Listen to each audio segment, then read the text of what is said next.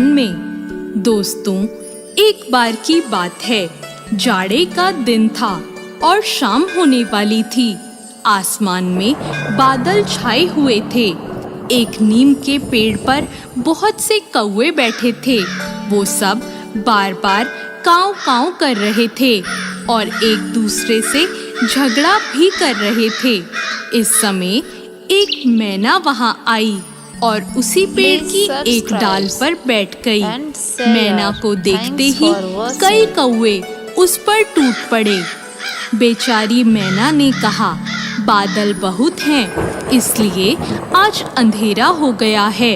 मैं अपना घोंसला भी भूल गई हूँ, इसलिए आज रात मुझे यहाँ बैठने दो। कौवों ने कहा, नहीं, ये हमारा पेड़ है, तू यहाँ से भाग जा।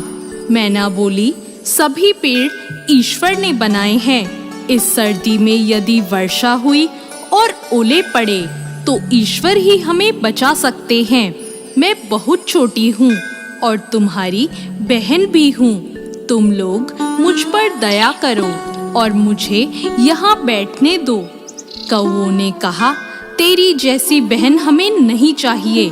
तू बहुत ईश्वर का नाम लेती है, तो ईश्वर के भरोसे ही यहाँ से चली क्यों नहीं जाती? तू नहीं जाएगी तो हम सब तुझे मार देंगे। कौवों को काव काव करके अपनी ओर झपटते देखकर बेचारी मैना वहां से उड़ गई और थोड़ी दूर जाकर एक आम के पेड़ पर बैठ गई। रात को आंधी आई, बादल गरजे और बड़े बड़े ओले बरसने लगे। कौवे काव काव करके चिल्लाए। इधर से उधर थोड़ा बहुत उड़े, परंतु ओलों की मार से सब घायल होकर जमीन पर गिर पड़े। बहुत से कौवे मर गए। मैना जिस आम के पेड़ पर बैठी थी, उसकी एक डाली टूटकर गिर गई। डाल टूटने से उसकी जड़ के पास एक जगह हो गई।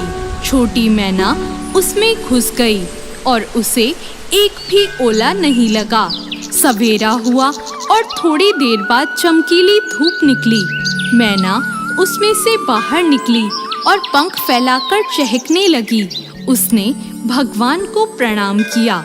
ओलों से घायल पड़े हुए कौवों ने मैना को उड़ते देखकर कहा, मैना बहन, तुम कहाँ रही थी? तुम्हें ओलों से किसने बचाया?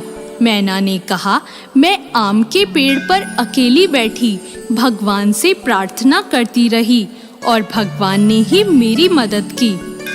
दोस्तों, दुख में पड़े असहाय जीव को ईश्वर के सिवाय कोई नहीं बचा सकता।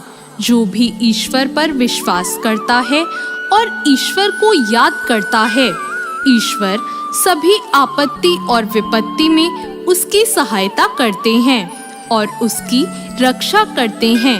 ईश्वर की माया निराली है। हमारे समझने में कमी हो सकती है, परंतु ईश्वर के करने में नहीं। तो दोस्तों, कैसी लगी आपको आज की ये कहानी? ऐसी और नई कहानियों के लिए हमारे चैनल भक्ति ज्ञान को सब्सक्राइब करें। धन्यवाद।